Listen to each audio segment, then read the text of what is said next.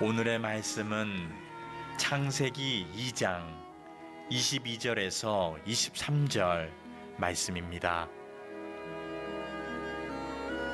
여호와 하나님이 아담에게서 취하신 그 갈빗대로 여자를 만드시고 그를 아담에게로 이끌어 오시니 아담이 이르되 이는 내 뼈 중에 뼈요 살 중에 살이라. 이것을 남자에게서 취하였은즉 여자라 부르리라 하니라. 아멘. 퇴사학교라는 말 들어보셨습니까? 직장으로부터 탈출하고 싶은 사람들에게 진로를 찾아주고 혹시 창업을 하길 원하면 도움을 주는 강의를 해주는 곳입니다. 이것을 만든 분이 장수환이라는 분인데 왜 이걸 만들었느냐 그랬더니 자기 이야기가 있더라고요. 2015년도에 꿈의 직장이라고 불리는 우리나라 대기업 S전자를 다니고 있던 그는 남들이 다 부러워하는 회사를 다니지만 정작 자기 자신은 너무 무료한 거예요. 매일같이 출근하고 퇴근하고 같은 일을 반복하는 자기 자신이 어느 날 무료함을 느끼면서 이걸 좀 벗어나고 싶다 이런 충동이 들더라는 거예요. 그래서 무작정 사표를 집어 던졌습니다. 사표를 집어 던질 때만 해도 설마 하니 밖에 나가면 굶어 죽기 하겠어?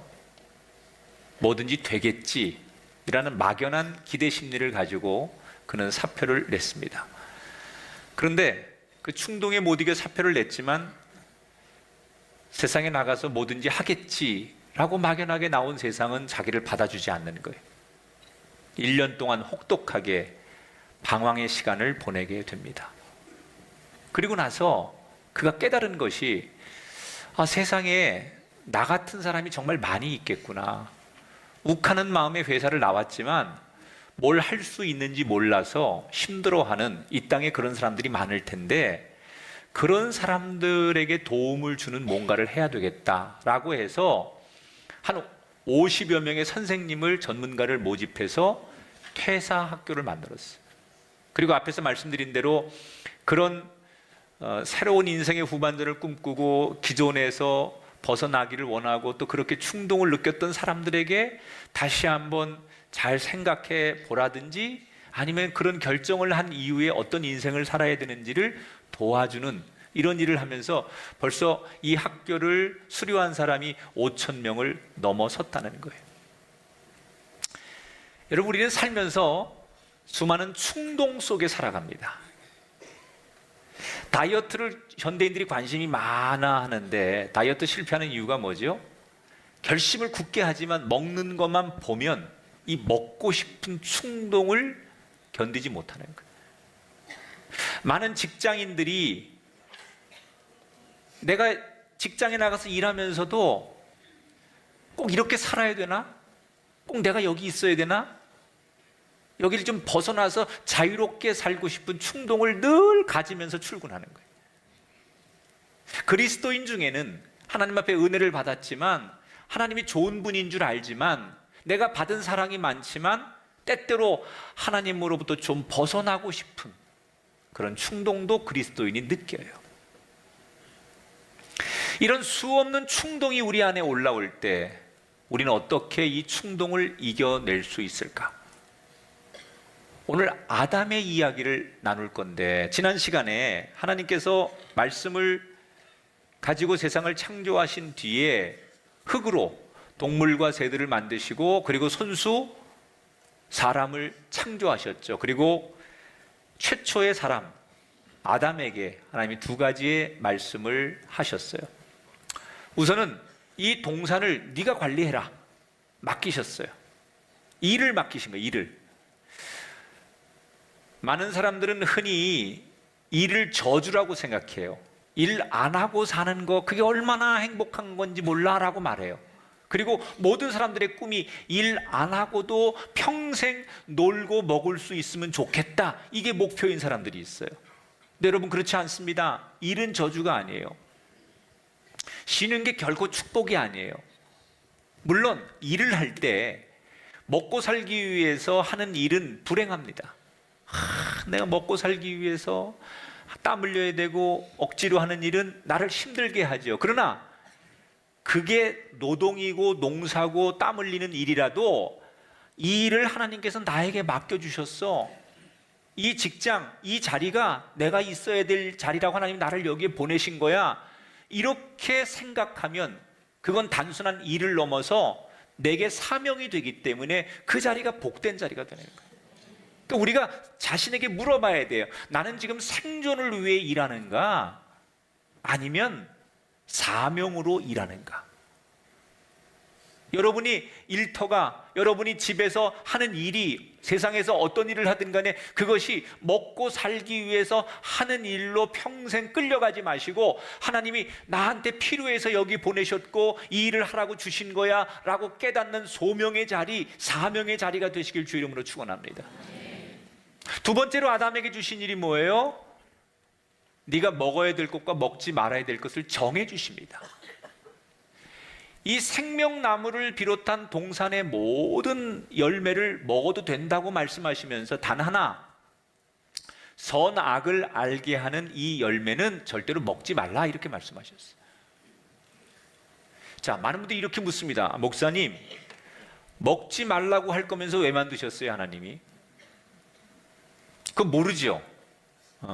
그 누구도 몰라요. 하나님이 왜 그랬는지 그걸 우리가 다 알 수는 없지만 중요한 건 왜 만들었어요가 아니라 먹지 말라고 하면 안 먹으면 되죠. 굳이 먹지 말라고 하는 걸 왜 먹지 말아야 돼요? 라고 묻고 먹을 건 뭐예요? 먹을 게 그렇게 많은데 먹지 말라고 하셨으면 안 먹으면 되는데 그걸 물어가면서 그걸 도전하는 그 자체가 인간의 죄지요. 왜 먹지 말라고 할 거면서 만드셨느냐라고 그렇게 묻는 여러분들에게 제가 그냥 기도하면서 저 나름대로 생각을 해본 거예요. 성경에는 안 나오지만 하나님께서 그렇게 하신 이유가 뭘까?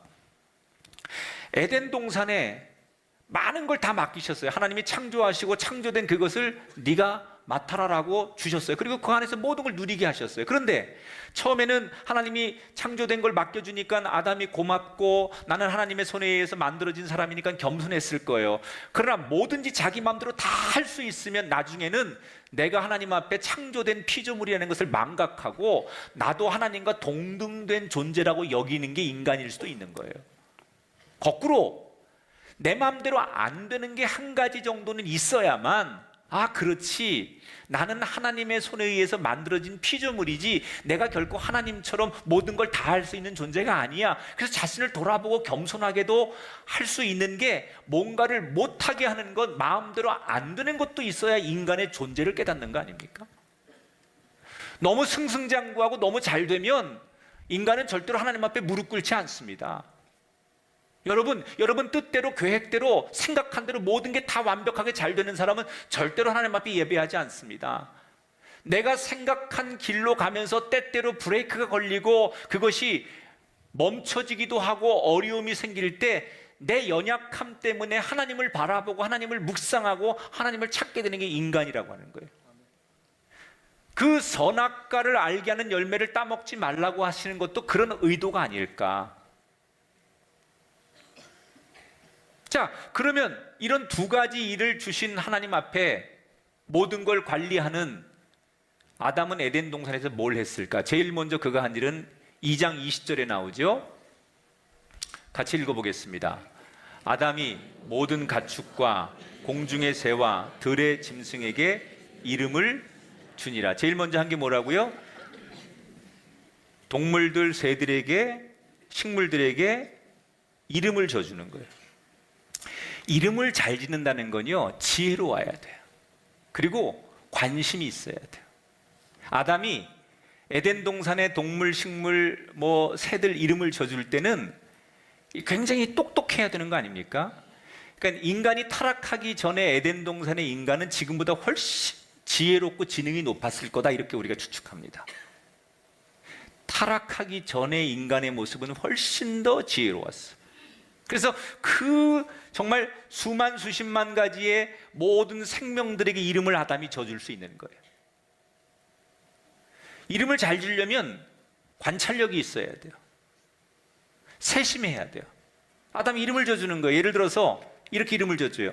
너는 코가 길쭉하구나. 그러니까 코끼리로 하자. 반가워. 너는 개굴개굴 우는구나. 너는 개구리로 하자. 이렇게 아담이 특징들을 세심하게 잘 잡아서 동물, 식물, 새들의 이름을 하나씩 지어줬어요. 하나님께서 당신이 창조한 것을 아담에게 네가 이름을 지어줘라고 하신 이유는 네가 관리를 해라는 말이거든요.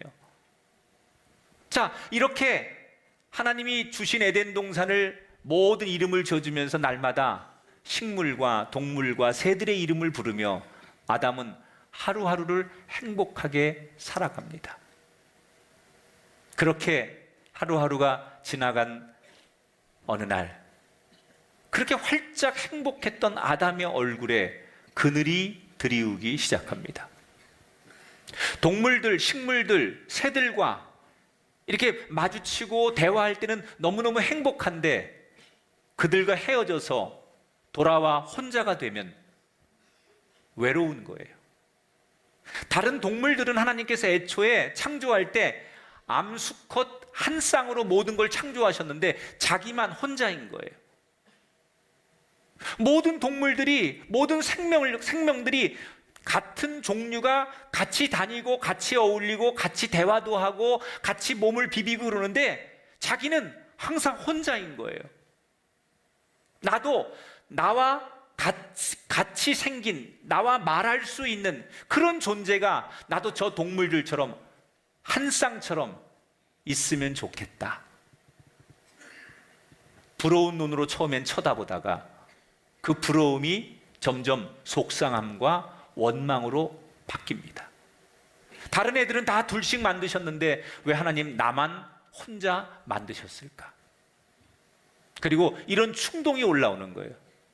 밖에 나가면, 이 에덴 동산을 벗어나면 혹시 나에게 맞는 친구를 찾을 수 있진 않을까? 그런 충동이 불쑥불쑥 올라오는 거예요. 여러분, 아담이 날마다 은혜가 풍성한 가장 좋은 낙원에서 하나님 주신 모든 복을 완벽하게 누리면서 깊은 외로움을 느껴서 그늘진 모습을 보였다. 이 성경 구절을 보면서 많은 현대인들이 아유 참, 나 같으면 복에 겨워서 그렇지.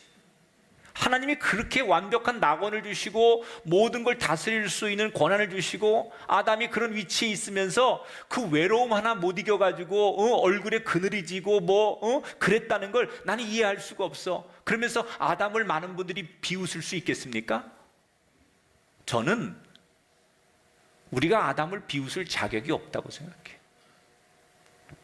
아무리 믿음 좋은 사람도요, 인간적인 고독과 외로움에 다 힘들어해요.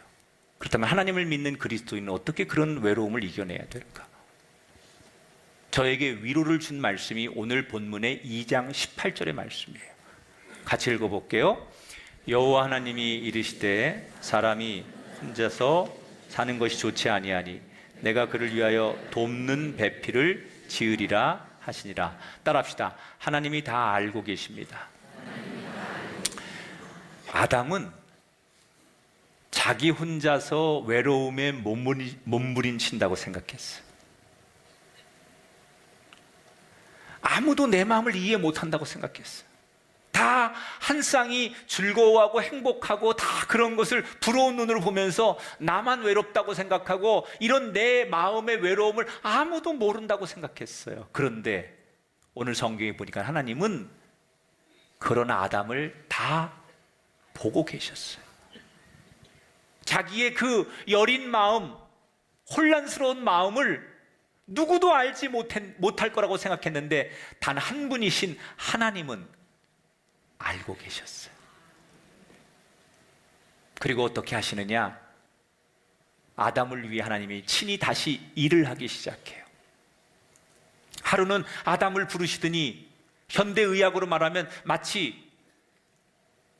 마취 주사를 놓고 깊은 잠이 빠져들게 하는 것처럼 아담을 깊이 잠들게 하신 다음에 아담의 가슴을 열어 갈비뼈 하나를 꺼내십니다. 그리고 흙으로 흙을 모으고 물을 부어서 찰흙을 갈비뼈에다 갖다 붙이면서 세심하게 빚기를 시작하죠. 마치 아담을 만들 때처럼 몇 번이고 얼굴, 몸통, 팔과 다리 아주 세심하게 정교하게 정성을 다해 빚기 시작해요. 그리고 다 됐다고 생각하시자 그 찰흙상에 숨을 불어 넣은 뒤에 아담에게 당신이 만든 그것을 소개하죠. 아담, 너를 위해 너한테 딱 맞는 짝을 데려왔다. 이때 아담이 그 짝을 딱 보는 순간 자기도 모르게 식은땀이 나면서 막 가슴이 울렁울렁 거리는 거예요. 자기와 비슷하게 생긴 것도 또 서로 말이 통하는 것도 너무 신기한 거예요. 그리고 사랑이 뭔지 모르지만 정말 그 사랑의 하트가 눈에서 막 나가는 거예요, 지금. 그리고 견딜 수 없으니까 탄성을 질러내다가 아담이 인류 최초로 시를 하나 지어요. 이는 내 뼈 중에 뼈요 살 중에 살이로다. 이게 너무 멋진 시 아닙니까? 여자 하나를 딱 놓고 남자가 가장 멋있는 시를 하나 읊는 거예요. 누구도 바꿀 수 없는 내 사랑이요, 나는 당신과 영원히 함께 할 것입니다. 이런 고백이에요. 여러분, 이 순간 아담을 괴롭히던 고독과 원망과 그리고 충동이 눈 녹듯이 사라지고 하나님에 대한 감사, 그리고 이 짝에 대한 사랑으로 새로운 행복을 찾게 된다는 거예요. 무엇이 이 아담의 인생에 드리웠던 그늘을 걷어주고 감사와 사랑을 되찾게 만들어줍니까? 다른 거 아니에요. 아담이 한 게 아니에요. 하나님께서 다 아시고 그에게 필요한 것을 채워주셨기 때문이에요.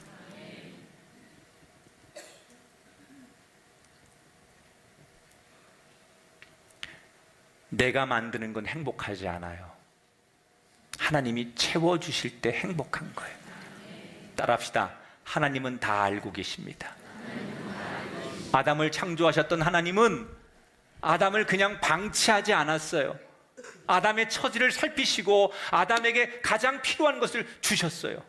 저와 여러분을 창조하신 하나님은 우리를 절대로 그냥 방치하지 않습니다. 여러분의 인생, 여러분의 자녀를 그냥 버려두지 않습니다. 그래서 예수님이 우리에게 말씀하시지 않았습니까? 내가 너희를 고아처럼 버려두지 아니하리라.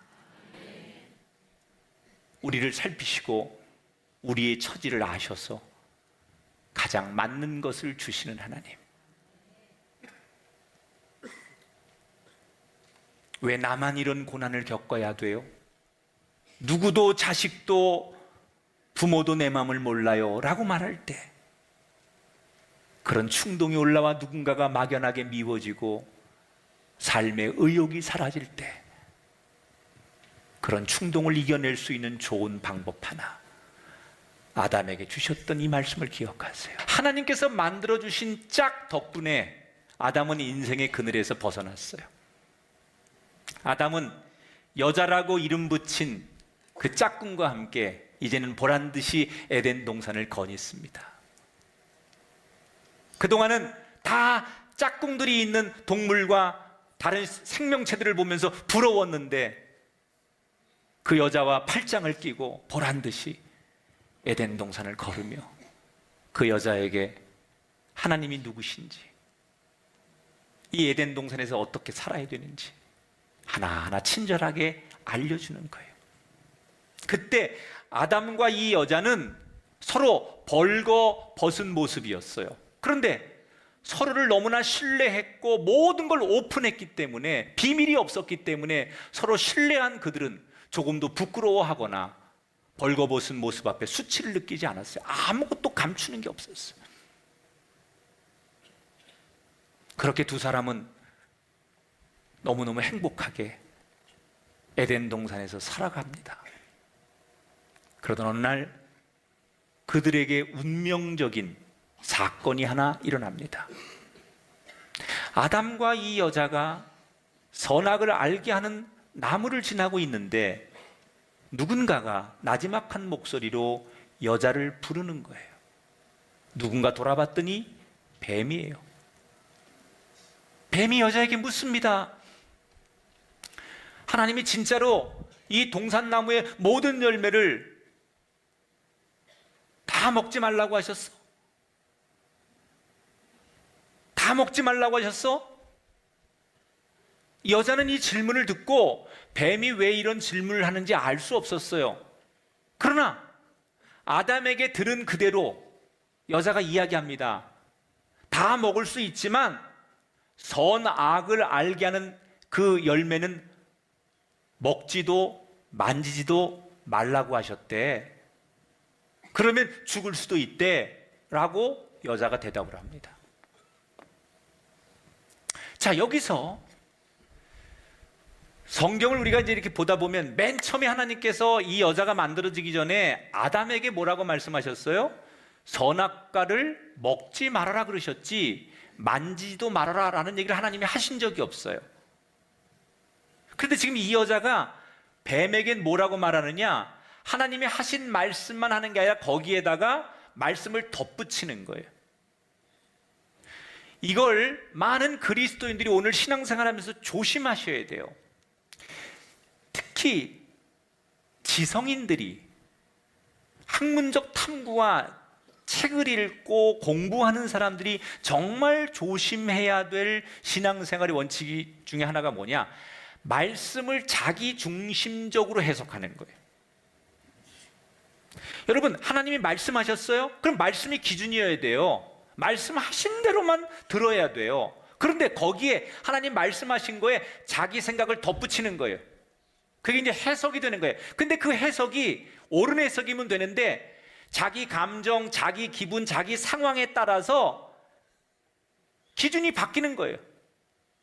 유리할 때는 그 말씀을 내가 유리하게 내 기분과 내 감정에 따라서 유리하게 해석하고, 좀 기분이 나쁘면 자기 유리한 상황에 그 감정에, 그 생각에 말씀이 항상 바뀌는 거예요. 말씀이 기준이 아니고 자기의 감정과 기분과 생각, 상황, 환경에 따라서 말씀이 바뀌다 보니까 어떤 현상이 빚어지느냐? 주일 성수, 봉사, 하나님 앞에 드리는 헌금, 내 맘대로지. 말씀대로가 아니에요. 말씀에서 하라고 했기 때문에 하는 게 아니라 내 처지, 내 능력, 내 조건, 내 감정, 이거에 따라서 어느 날은 내가 하기도 하고 어느 날은 안 한다면 그게 여러분 올바른 봉사고 올바른 예배고 그게 올바른 헌신일 수 있냐는 거예요. 이게 얼마나 위험한지 몰라요. 그렇게 평생을 신앙생활 한다면 여러분의 그 예배의 진정성, 여러분의 그 섬김이 진정성이 있을까요? 말씀이 기준이 돼야 돼요. 하나님께서 먹지 말아라 그러셨어요. 그런데 하와는 거기에 지금 자기 상황에서 한마디를 덧붙이는 거예요. 만지지도 말라 하셨다.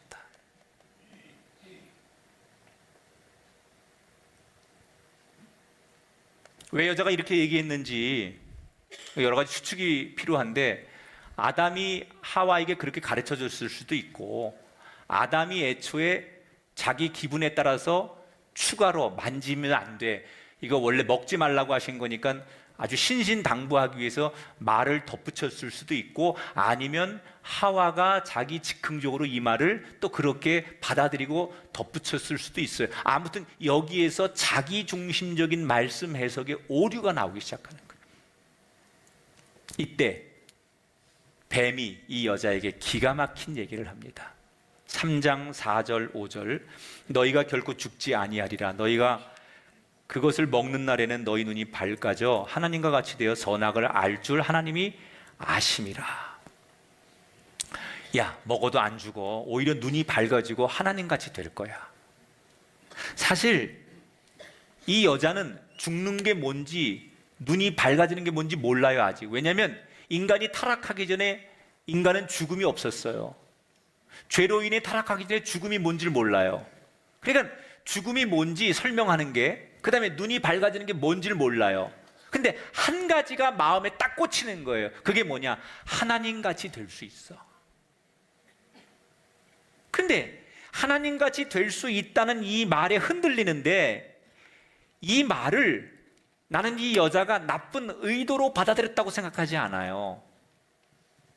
하나님처럼 되어서 하나님을 꺾고 하나님과 동등되게 하려고 한 게 아니라 이런 생각했을 거예요.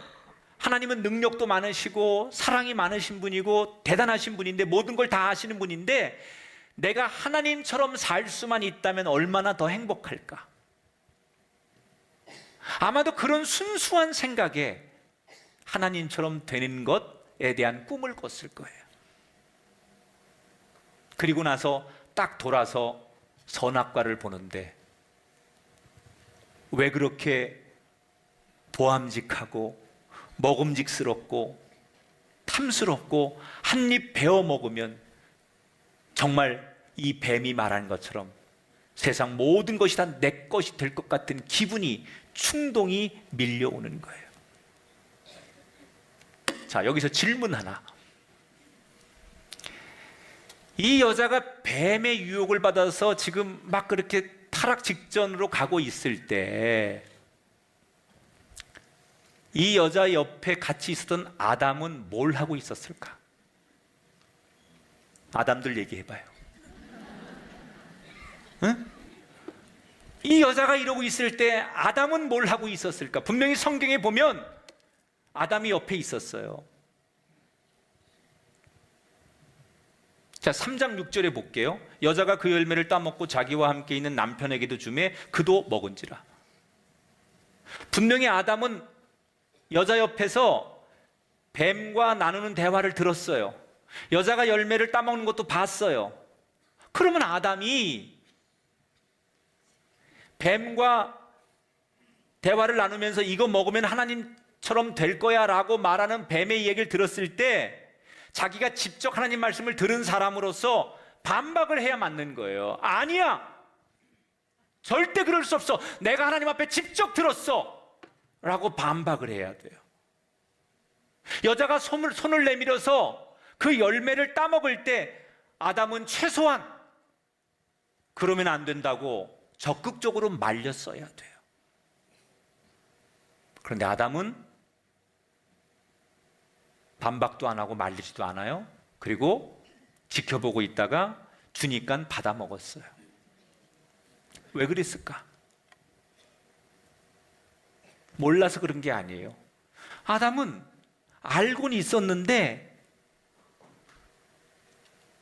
이걸 우리가 이렇게 표현하면 좋을 것 같아. 영적인 안일함? 지금까지 아무 문제가 없었는데 이거 하나 먹는다고 무슨 큰 문제가 생기겠어? 이 영적인 안일함이 자신의 신앙을 무뎌지게 만드는 거예요. 이 영적인 안일함이 자기 안에 올라오는 충동에 넘어가게 만드는 거예요. 하나님이 분명히 먹지 말아라라고 하셨지만, 이 에덴 동산의 많은 것 중에 이거 하나 어긴다고 해서, 요 조그만 열매 하나 먹는다고 해서 그렇게 엄청난 일이 생기겠어? 별것 아닌 것처럼 취급하는 거예요. 이 정도는 괜찮다고 생각하는 거예요. 그 영적 안일함이 아담을 무너뜨리는 거예요. 금지된 열매를 먹은 두 사람은 어떻게 됩니까? 잠시 후 눈이 밝아져서 자신들의 벌거벗은 몸을 보여주는 것이 부끄러워요. 여러분, 죄를 짓기 전에는 부끄럽지 않았어요. 벽이 없었어요. 감추고 싶은 비밀이 없었어요. 그런데 죄를 짓고 나니까 벽이 생기는 거예요. 너와 내가 벽이 생기고 감추고 싶은 비밀이 생겼어요. 그래서 그들이 스스로 무화과 나무로 치마를 만들어서 서로 감춥니다. 그뿐이 아니에요.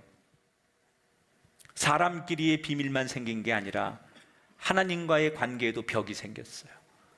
그동안은 무슨 일을 해도 하나님 앞에 부끄러울 게 없었어요. 떳떳했어요. 그런데 하나님께서 금하셨던 열매를 먹으면서 비밀이 생기고 감추고 싶은 게 생긴 거예요. 그래서 그들을 부르시는 하나님을 피해서 숨어버리는 것으로 오늘의 성경의 이야기가 끝이 나요. 하나님의 울타리 안에 있을 때 우리 인생은 안전하고 행복합니다. 늦지 않았습니다. 어서 돌아오십시오. 하나님의 울타리로 들어오십시오. 하나님의 울타리 안에 거하면서도 때때로 여길 벗어나고 싶은 충동, 자유, 세상 사람들처럼 그렇게 살고 싶은 충동이 느껴질 때 기억하십시오. 지금까지 나를 지켜주시고 나와 함께 하셨던 그 하나님의 말씀을 다시 한번 기억하십시오. 에덴 동산에 있을 때 낙원이에요. 그 에덴 동산을 떠나면 지옥이에요.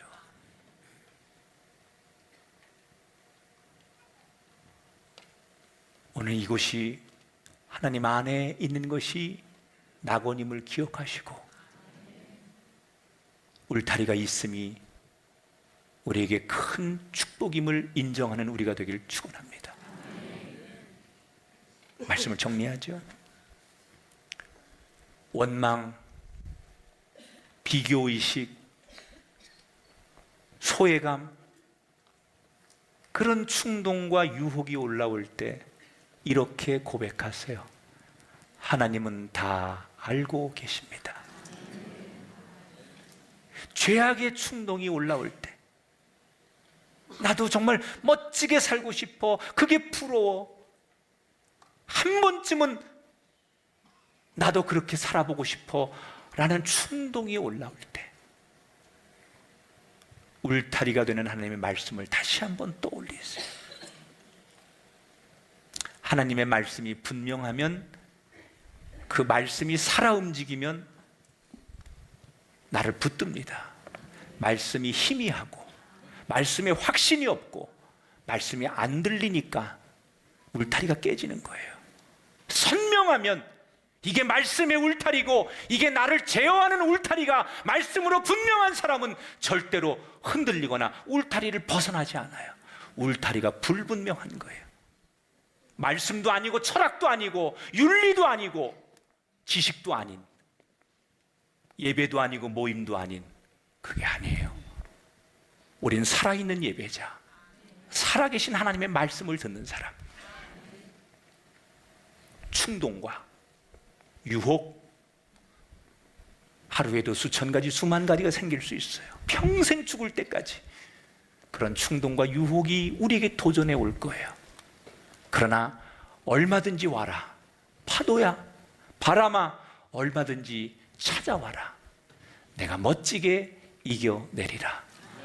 저와 여러분의 그런 고백이 당당하게 펼쳐지게 되시기를 주님의 이름으로 축원합니다.